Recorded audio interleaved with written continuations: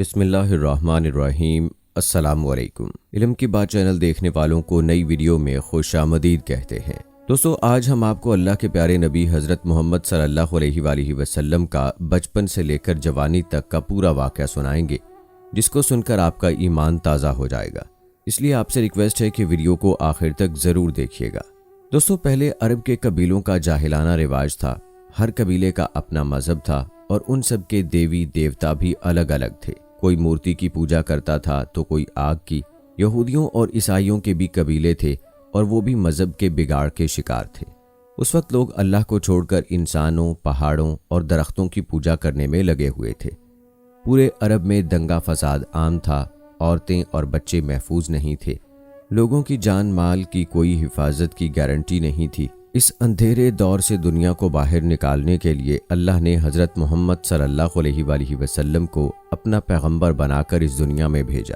دوستو، حضور صلی اللہ علیہ وآلہ وسلم 12 ربیع الاول 571 عیسوی میں پیر کے دن اور صبح صادق یعنی فجر کے وقت مکہ میں پیدا ہوئے۔ آپ کے پیدا ہوتے ہی آپ کے دادا عبد المطلب آپ کو گود میں اٹھا کر کعبہ شریف میں لے گئے، آپ کے لیے دعائیں کیں اور آپ کا نام محمد رکھا۔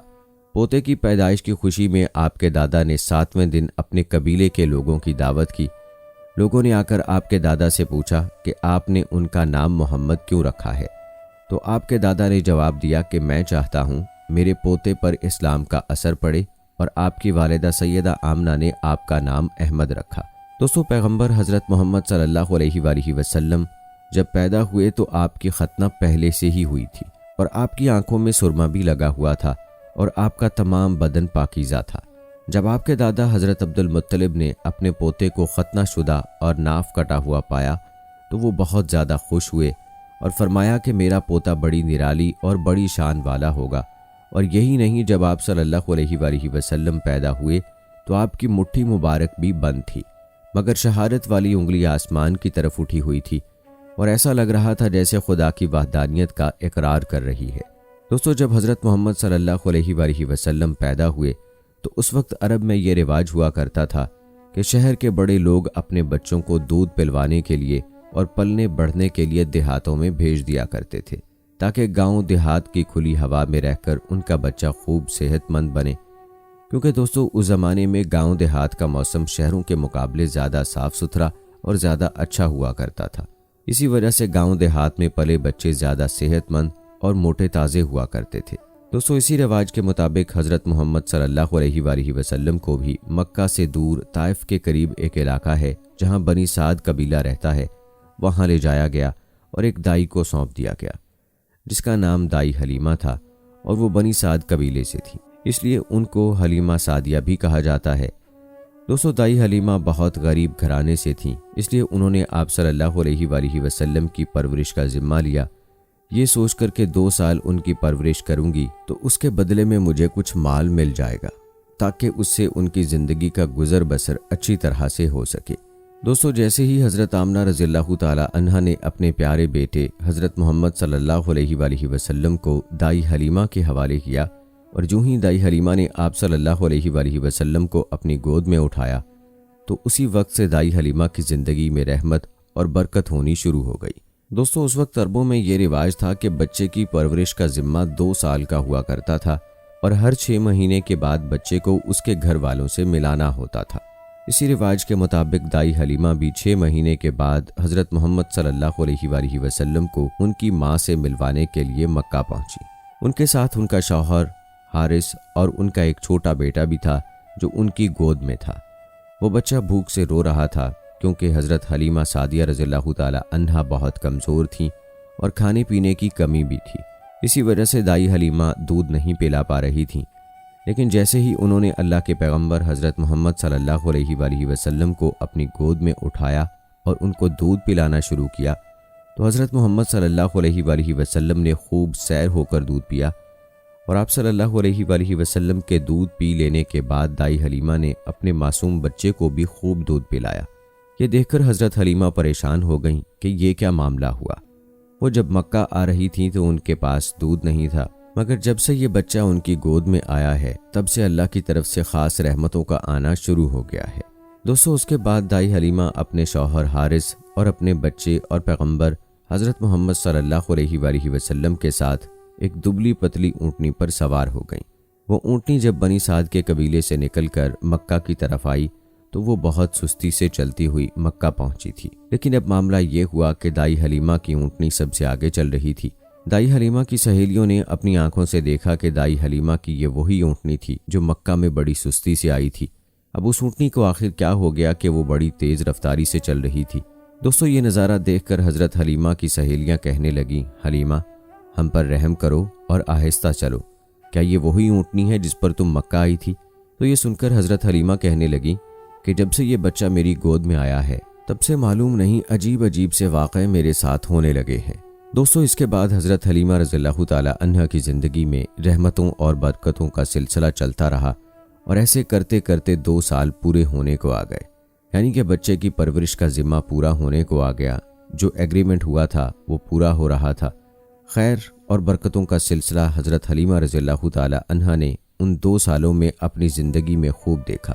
اس وجہ سے ان کا دل نہیں چاہ رہا تھا کہ وہ اس نورانی بچے کو واپس اس کے گھر والوں کو سونپ دیں، مگر دستور کے مطابق 2 سال کے بعد اس کو واپس سونپنا ہی تھا۔ اس لیے 2 سال کے بعد حضرت حلیمہ رضی اللہ تعالی عنہا حضرت محمد صلی اللہ علیہ وآلہ وسلم کو اپنے ساتھ لے کر مکہ کی طرف نکل پڑی۔ جب وہ مکہ میں پہنچی تو حضرت آمنہ رضی اللہ تعالی عنہا سے کہنے لگیں کہ آپ کا بچہ بڑا ہی برکتوں اور رحمتوں والا بچہ ہے۔ جب سے یہ بچہ میری گود میں آیا ہے تب سے میری تو زندگی ہی بدل گئی ہے۔ میری زندگی میں برکتوں اور رحمتوں کا دور شروع ہو گیا ہے، اس لیے میری آپ سے گزارش ہے کہ آپ تھوڑے دن اور اس بچے کو میرے پاس رہنے دیں، میں تھوڑے دن اس کی پرورش کرنا چاہتی ہوں۔ تو یہ سن کر حضرت آمنہ رضی اللہ تعالی عنہ نے پہلے تو انکار کر دیا، مگر حضرت حلیمہ رضی اللہ تعالی عنہ کے بار بار کہنے پر حضرت آمنہ رضی اللہ تعالی عنہ تیار ہو گئیں اور کہنے لگیں ٹھیک ہے، تھوڑے دن اور اپنے پاس رکھ لو، پھر واپس آ کر مجھے دے جانا۔ اس طرح سے دائی حلیمہ آپ صلی اللہ علیہ وآلہ وسلم کو واپس اپنے ساتھ لے گئیں۔ دوستو، ایسے کرتے کرتے پیغمبر حضرت محمد صلی اللہ علیہ وآلہ وسلم کی عمر مبارک 4 سال کی ہو گئی۔ جب آپ کی عمر مبارک 4 سال کی ہوئی تو ایک دن آپ دائی حلیمہ کے گھر کے باہر کچھ بچوں کے ساتھ کھیل رہے تھے۔ ان میں حلیمہ سعدیہ رضی اللہ تعالی عنہ کا ایک بیٹا بھی، جو پیغمبر حضرت محمد صلی اللہ علیہ وآلہ وسلم کا دور شریک بھائی بھی تھا، وہ سب کھیل رہے تھے کہ اچانک آپ زمین پر گر گئے اور آپ کے چہرے اور جسم کا رنگ پوری طرح سے بدل گیا۔ دوستو، تاریخ میں ہے کہ اس وقت حضرت جبرائیل علیہ السلام پہلی بار حضرت محمد صلی اللہ علیہ وآلہ وسلم سے ملنے آئے تھے۔ جیسے ہی حضرت جبرائیل علیہ السلام آپ کے پاس آئے تو آپ کو زمین پر لٹا کر آپ کے سینے کو چاک کر دیا، یعنی کہ آپ کے سینے کو چیر دیا اور آپ کے دل کو باہر نکال لیا۔ اس کے بعد آپ کے دل کو زمزم کے پانی سے دھویا اور آپ کے دل پر جو ایک کالے رنگ کا چھوٹا سا لوتھڑا تھا اس کو ہٹا دیا، اور یہ کہا کہ آج سے شیطان کے حصے کو دور کر دیا، اور اس کے بعد آپ کے دل کو واپس آپ کے سینے میں رکھ دیا۔ دوستو، ادھر یہ دیکھ کر آپ کے ساتھ کھیل رہے بچے گھبرا گئے کہ آپ کو کیا ہو گیا، اس لیے وہ دوڑے دوڑے حضرت حلیمہ کے پاس پہنچ گئے اور کہنے لگے محمد کا کسی نے قتل کر دیا ہے۔ تو یہ سن کر حضرت حلیمہ بہت گھبرا گئیں اور پریشان ہو اٹھیں اور بھاگتی ہوئی سوچنے لگیں کہ مجھے 2 سال کے بعد ہی اس کو اس کی ماں کو دے دینا چاہیے تھا، اب اس کی ماں کو میں کیا منہ دکھاؤں گی۔ یہ سوچتے ہوئے حضرت حلیمہ بھاگتی ہوئی آپ تک پہنچی تو حضرت حلیمہ نے دیکھا کہ آپ کے جسم کا رنگ بدلا ہوا ہے، مگر تھوڑی دیر کے بعد آپ کو ہوش آ گیا۔ یہ دیکھ کر حضرت حلیمہ کی جان میں جان آئی اور کہنے لگیں اب اس کو اور نہیں رکھوں گی اپنے پاس۔ اس کے بعد حضرت حلیمہ مکہ پہنچی اور حضرت محمد صلی اللہ علیہ وآلہ وسلم کو حضرت آمنہ رضی اللہ تعالی عنہا کے حوالے کر دیا۔ دوستو، اس کے بعد 4 سال کی عمر کے بعد آپ اپنی ماں حضرت آمنہ رضی اللہ تعالی عنہا کے پاس رہنے لگے۔ اس کے بعد زندگی کے دن گزرتے چلے گئے۔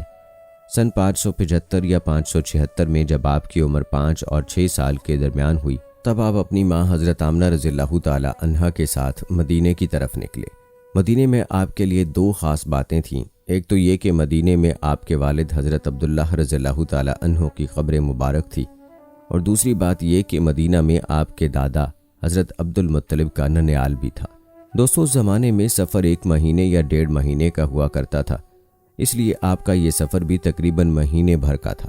1 مہینے کے بعد جب آپ پلٹ کر واپس مکہ کی طرف آ رہے تھے تو آپ کی زندگی میں جو واقعہ پیش آیا وہ بہت ہی دردناک تھا۔ حضرت محمد صلی اللہ علیہ وآلہ وسلم کو اپنے بچپن کی عمر میں ہی آپ کو دوسرا بڑا جھٹکا لگا اور اللہ نے آپ کو ایک اور آزمائش میں ڈال دیا۔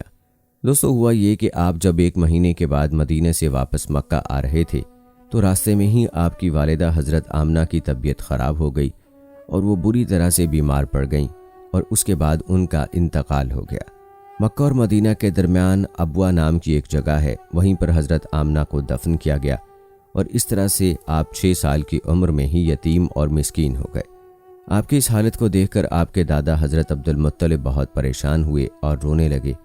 ایک تو یہ کہ آپ کی پیدائش کے کچھ دن پہلے آپ کے والد حضرت عبداللہ کا انتقال ہو گیا تھا، اور اب دوسرا جھٹکا یہ لگا کہ آپ کی عمر ابھی 6 سال کی بھی نہیں ہوئی تھی کہ آپ کی والدہ کا بھی انتقال ہو گیا۔ یہ دیکھ کر آپ کے دادا حضرت عبدالمطلب کو بہت دکھ ہوا، مگر وہ بھی کیا کرتے، ایک دن تو سب کو مرنا ہے۔ اس کے بعد آپ کے دادا حضرت عبدالمطلب نے آپ کو اپنی گود میں اٹھایا اور مکہ کی طرف چل پڑے، اس فکر کے ساتھ آخر اس معصوم سے بچے کے ساتھ ایسا کیوں ہو رہا ہے۔ دوستو، اب ذرا سوچ کر دیکھیے کہ ان بچوں پر کیا بیتی ہوگی جو بچپن میں ہی یتیم اور مسکین ہو جاتے ہیں، جن کے والد اور والدہ کا انتقال بچپن میں ہی ہو جاتا ہے۔ اس کے بعد ایسے بچوں کو لوگ دھتکار بھری نظروں سے دیکھتے ہیں، پھر ایسے بچوں کے ساتھ اچھا برتاؤ بھی نہیں کیا جاتا۔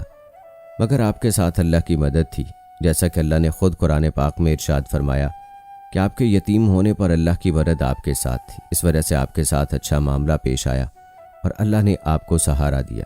دوستو، اس کے بعد آپ کے دادا حضرت عبدالمطلب آپ کو غم کے ساتھ لے کر مکہ میں پہنچے۔ آپ کے گھر کے اندر غم کا ماحول تھا۔ حضرت ابو طالب جو آپ کے چچا تھے وہ آپ کو اس حالت میں دیکھ کر رونے لگے۔ حضرت ابو طالب آپ کو بہت چاہتے تھے اور حضرت عبدالمطلب بھی اپنے بیٹوں سے زیادہ اور اپنے پوتوں سے زیادہ حضرت محمد صلی اللہ علیہ وآلہ وسلم کو چاہتے تھے۔ دوستو، ہم آپ کو بتا دیں کہ حضرت عبدالمطلب وہ شخص تھے جو قریش کے بہت بڑے سردار تھے، لوگ ان کی سب سے زیادہ عزت کرتے تھے۔ کعبہ کی چھاؤں میں ان کے لیے ایک خاص فرش بچھایا جاتا تھا جس پر صرف وہی اکیلے بیٹھتے تھے، کسی دوسرے کو اس پر بیٹھنے کی اجازت نہیں ہوتی تھی۔ اللہ کے پیغمبر حضرت محمد صلی اللہ علیہ وآلہ وسلم ابھی چھوٹے تھے، کھیلتے کھیلتے وہاں پر آ جایا کرتے تھے اور آ کر اس پر بیٹھ جایا کرتے تھے، اور حضرت عبدالمطلب کے ساتھ آگے آتے تاکہ ان کو اٹھا کر وہاں سے الگ بٹھا دیا جائے، لیکن حضرت عبدالمطلب ان کو روکتے اور کہتے کہ یہ میرا پوتا ہے، اسے بیٹھنے دو۔ پھر آپ کے دادا آپ کے سر پر اور آپ کی پیٹھ پر ہاتھ پھیرتے اور آپ کو اپنے پاس بٹھا لیتے تھے۔ دوستو، کہنے کا مطلب یہ ہے کہ آپ کے دادا حضرت عبدالمطلب کے دل میں آپ کے لیے محبت کوٹ کوٹ کر بھری ہوئی تھی۔ وہ آپ کی ہر خواہش کا خیال رکھتے تھے، آپ کی ہر ضرورت کو پورا کیا کرتے تھے اور آپ کو کسی بھی طرح کی کوئی تکلیف نہیں ہونے دیتے تھے۔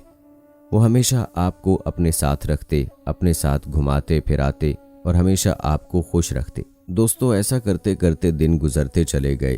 اب آپ کی عمر مبارک 8 سال کی ہو گئی، مگر سوچیے اللہ کے نبی نے کیسی کیسی آزمائشوں سے گزر کر اپنی زندگی کا سفر پورا کیا۔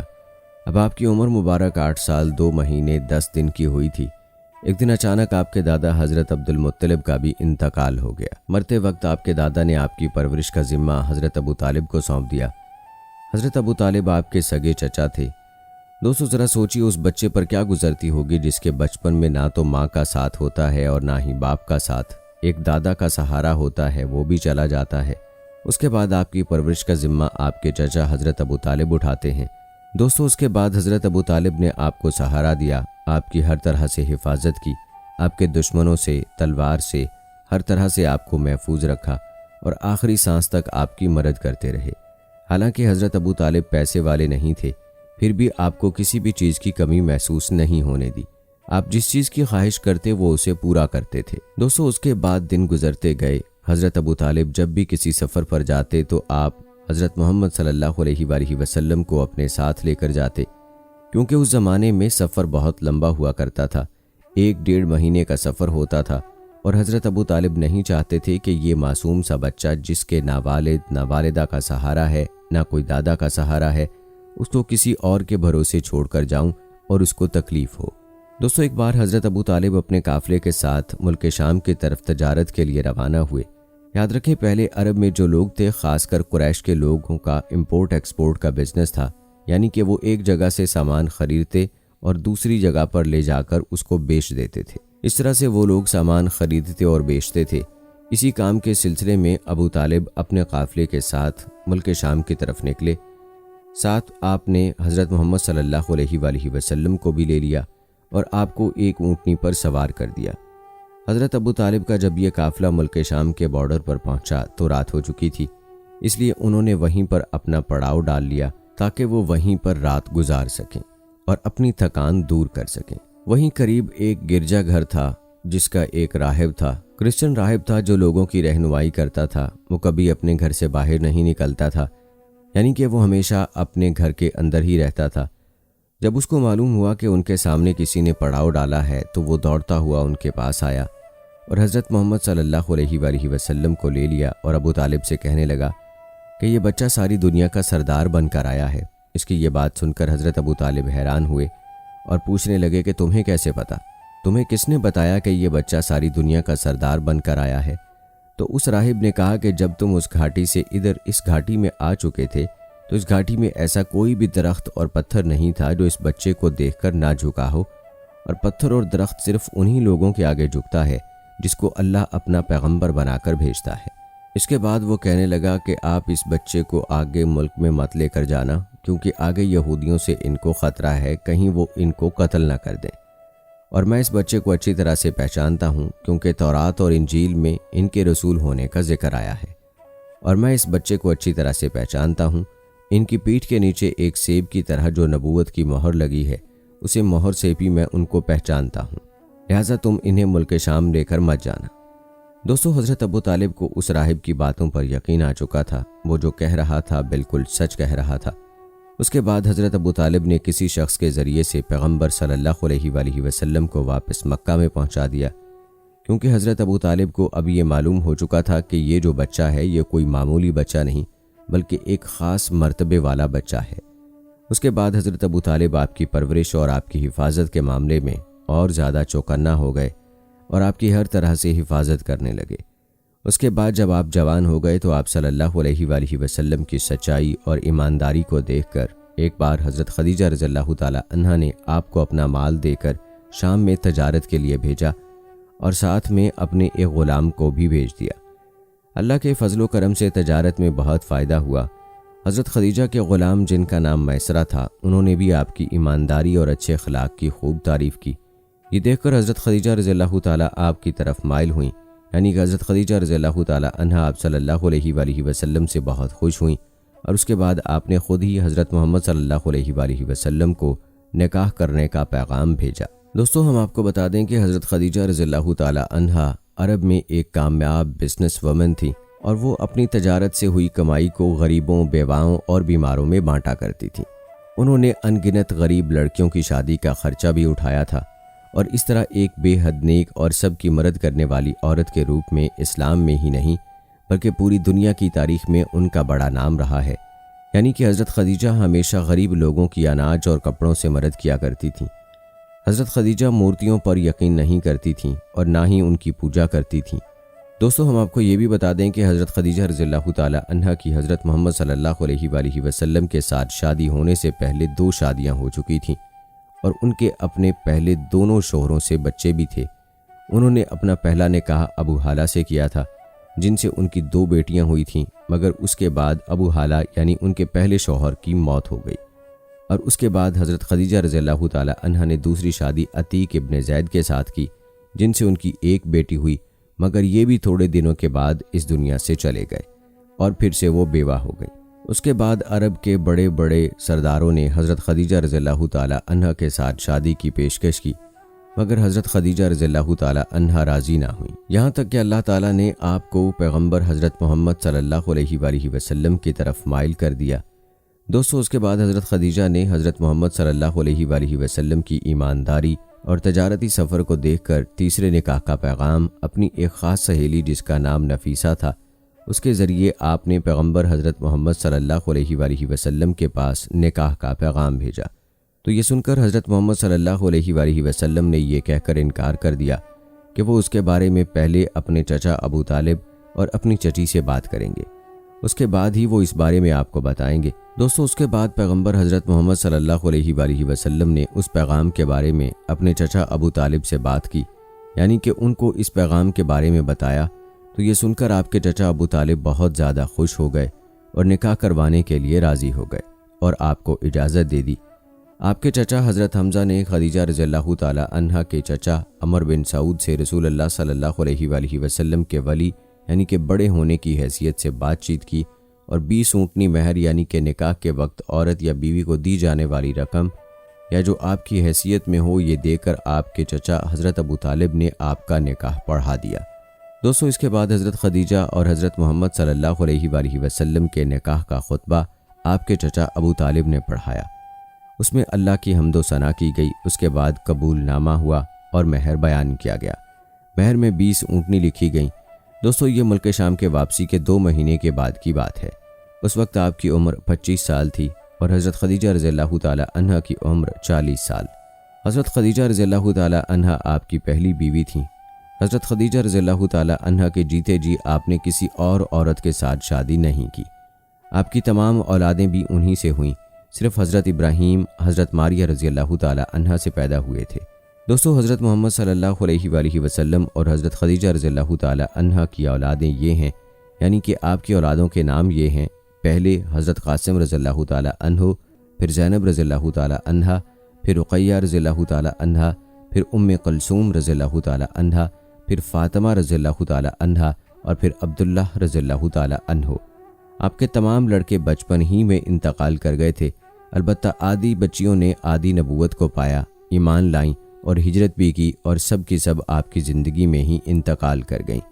صرف حضرت فاطمہ رضی اللہ تعالی عنہا آپ کے اس دنیا سے پردہ فرما جانے کے 6 مہینے بعد اس دنیا سے رخصت ہوئیں۔ حضرت خدیجہ رضی اللہ تعالی عنہا آپ کی پہلی بیوی ہیں۔ جب آپ صلی اللہ علیہ وآلہ وسلم پر پہلی آیت نازل ہوئی تو رسول اللہ صلی اللہ علیہ وآلہ وسلم نے سب سے پہلے آپ کو بتایا۔ اسلام قبول کرنے والی میں حضرت خدیجہ رضی اللہ تعالی عنہا پہلی خاتون ہیں۔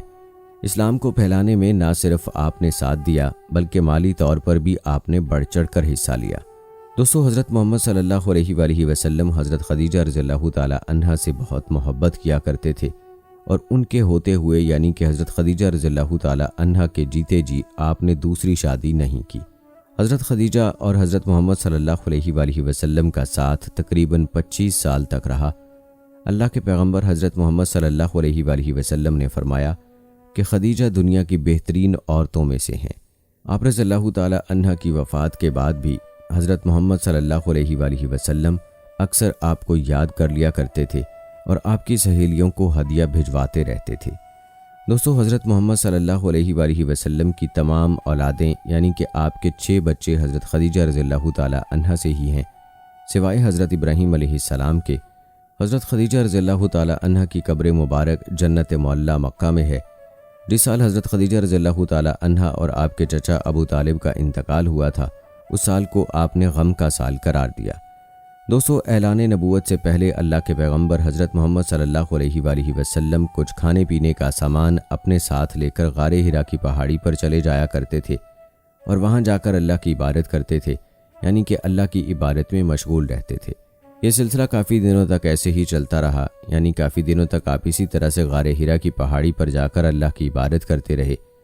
ایک مرتبہ حضرت محمد صلی اللہ علیہ وآلہ وسلم غار حرا کی پہاڑی پر اللہ کی عبادت میں مشغول تھے کہ اتنے میں آپ کے پاس حضرت جبرائیل علیہ السلام اپنی اصل شکل و صورت میں آپ کے پاس تشریف لائے، یعنی کہ اچانک حضرت جبرائیل علیہ السلام آپ کے سامنے نازل ہو گئے۔ یہاں آپ کو بتا دیں کہ یہ جبرائیل علیہ السلام اللہ کے سارے فرشتوں کے سردار ہیں اور حضرت جبرائیل علیہ السلام کی طاقت اتنی ہے کہ اگر جبرائیل علیہ السلام اپنا ایک پر پھیلا دیں تو مشرق سے مغرب تک اس پوری دنیا کو چھپا لیں، یعنی کہ اتنا بڑا حضرت جبرائیل علیہ السلام کا ایک پر ہے۔ اور حضرت جبرائیل علیہ السلام کے اس طرح کے 70,000 پر ہیں اور کہیں لکھا ہے کہ 400 پر ہیں، اس حوالے سے اختلاف ہے۔ اب آپ سوچئے کہ حضرت جبرائیل علیہ السلام کتنے زیادہ بڑے ہوں گے، ان کی طاقت کتنی ہوگی۔ اس کے علاوہ حضرت جبرائیل علیہ السلام کی سپیڈ کتنی ہوگی کہ یہ پلک چپکتے ہی سدرہ سے زمین پر آ جاتے ہیں اور پلک چپکتے ہی اس زمین سے واپس سدرۃ المنتہا پر پہنچ جاتے ہیں۔ یہ حضرت جبرائیل علیہ السلام کی طاقت کا عالم ہے۔ اگر حضرت جبرائیل علیہ السلام چاہیں تو اس پوری زمین کو اٹھا کر پلٹ سکتے ہیں۔ قوم لوط کو حضرت جبرائیل علیہ السلام نے اسی طرح پلٹا تھا۔ یہ حضرت جبرائیل علیہ السلام کی شان ہے جو اللہ کے ایک فرشتے ہیں۔ دوستو یہی حضرت جبرائیل علیہ السلام پہلی بار اپنی اصلی شکل و صورت میں اللہ کے پیارے نبی حضرت محمد صلی اللہ علیہ وآلہ وسلم کے سامنے حاضر ہو گئے اور کہنے لگے پڑھو اقرا۔ یہ سن کر آپ صلی اللہ علیہ وآلہ وسلم نے فرمایا میں پڑھا ہوا نہیں ہوں۔ حضرت جبرائیل علیہ السلام نے تیسری مرتبہ کہا پڑھو اقرا، تو آپ نے پھر کہا میں نہیں پڑھا ہوا۔ اس کے بعد حضرت جبرائیل علیہ السلام نے اللہ کے پیارے نبی حضرت محمد صلی اللہ علیہ وآلہ وسلم کو اپنے سینے سے لگایا اور زور سے دبایا۔ حدیث شریف میں آتا ہے کہ اللہ کے پیارے نبی حضرت محمد صلی اللہ علیہ وآلہ وسلم نے فرمایا کہ اس وقت حضرت جبرائیل علیہ السلام نے مجھے اتنی زور سے دبایا تھا کہ قریب تھا میری جان نکل جاتی، مگر جبرائیل علیہ السلام نے مجھے زور سے دبا کر چھوڑ دیا اور پھر فرمایا کہ پڑھو اپنے رب کے نام کے ساتھ جس نے آپ کو اور تمام دنیا کو پیدا فرمایا، پیدا کیا ہے انسان کو خون کے جمے ایک لوتھڑے سے، پڑھو حال یہ ہے کہ تمہارا رب بڑا ہی رحم کرنے والا ہے۔ پھر اللہ کے پیارے نبی حضرت محمد صلی اللہ علیہ وآلہ وسلم پڑھنے لگے اور پھر آپ بہت گھبرا گئے، غار ہرا کی پہاڑی سے اتر گئے اور اپنے گھر آ گئے۔ آپ صلی اللہ علیہ وآلہ وسلم بہت زیادہ گھبرائے ہوئے اپنے گھر آئے اور اپنی بیوی حضرت خدیجہ رضی اللہ تعالی عنہا سے فرمانے لگے چادر لاؤ اور مجھے اوڑھا دو۔ حضرت خدیجہ رضی اللہ تعالی عنہا چادر لے کر آئیں اور پھر آپ وہ چادر اوڑھ کر سو گئے۔ اس کے کچھ دیر بعد آپ صلی اللہ علیہ وآلہ وسلم کے اوپر سے خوف کے اثرات ختم ہوئے تو آپ نے اپنی بیوی حضرت خدیجہ رضی اللہ تعالی عنہا کو یہ سارا واقعہ بیان کیا، یعنی کہ غار ہرا کی پہاڑی پر جو بھی آپ کے ساتھ ہوا تھا وہ سارا واقعہ آپ نے حضرت خدیجہ رضی اللہ تعالی عنہا کے سامنے بیان کر دیا۔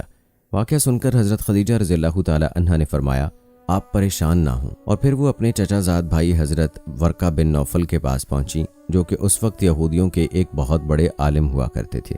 یہ اصل میں پہلے مشرک تھے لیکن بہت ہی زیادہ تعلیم یافتہ تھے، اس لیے بعد میں انہوں نے عیسائی مذہب کو قبول کر لیا اور پھر انہوں نے تورات اور انجیل کو حفظ بھی کر لیا تھا۔ اس لیے حضرت خدیجہ رضی اللہ تعالی عنہا حضرت محمد صلی اللہ علیہ وآلہ وسلم کو ساتھ لے کر اپنے انہی چچا زاد بھائی کے پاس پہنچی اور جا کر سارا واقعہ بیان کر دیا۔ ورقہ بن نوفل کی اس وقت اپنے بڑھاپے کی وجہ سے بینائی چلی گئی تھی۔ حضرت خدیجہ رضی اللہ تعالی عنہا نے آپ صلی اللہ علیہ وآلہ وسلم کا تمام حال ورقہ بن نوفل کے سامنے بیان کیا۔ وہ کہنے لگے اللہ کی قسم جو بھی آپ کے پاس آیا تھا وہ وہی اللہ کا فرشتہ تھا جو حضرت موسیٰ علیہ السلام اور عیسیٰ علیہ السلام پر بھی نازل ہوتا تھا، یعنی کہ جو فرشتہ حضرت موسیٰ علیہ السلام اور حضرت عیسیٰ علیہ السلام کے پاس آتا تھا وہ فرشتہ آپ کے پاس آیا تھا، اور قریب ہے کہ اب آپ کی قوم آپ کو علاقے سے آپ کے اپنے شہر سے باہر نکال دے گی، کیونکہ آج تک جتنے بھی نبی آئے ہیں سب کو سزا دی گئی۔ انہوں نے اس سے پہلے حضرت خدیجہ رضی اللہ تعالی عنہا سے بھی یہ سن رکھا تھا کہ انہوں نے پیغمبر حضرت محمد صلی اللہ علیہ وآلہ وسلم سے نکاح بھی اس لیے کیا تھا کہ آپ سچے ہیں، آپ امانت دار ہیں۔ یہ ساری باتیں بتا کر ورقہ بن نوفل فرمانے لگے کہ اگر میں اس وقت تک زندہ رہا تو میں تمہاری ضرور مدد کروں گا۔ اس کے بعد یہ سن کر وہیں پر حضرت خدیجہ رضی اللہ تعالی عنہا نے آپ کا پہلا کلمہ پڑھ لیا، یعنی حضرت خدیجہ رضی اللہ تعالی عنہا پہلی خاتون تھیں جو آپ پر ایمان لائیں۔ تو دوستو یہ تھی ہماری آج کی ویڈیو، امید کرتے ہیں کہ آپ کو پسند آئی ہوگی۔ آج کی ویڈیو کے متعلق اپنی رائے کا اظہار کمنٹ باکس میں لازمی کیجیے گا۔ ملتے ہیں اگلی ویڈیو میں، تب تک کے لیے مجھے اجازت دیں۔ فی امان اللہ۔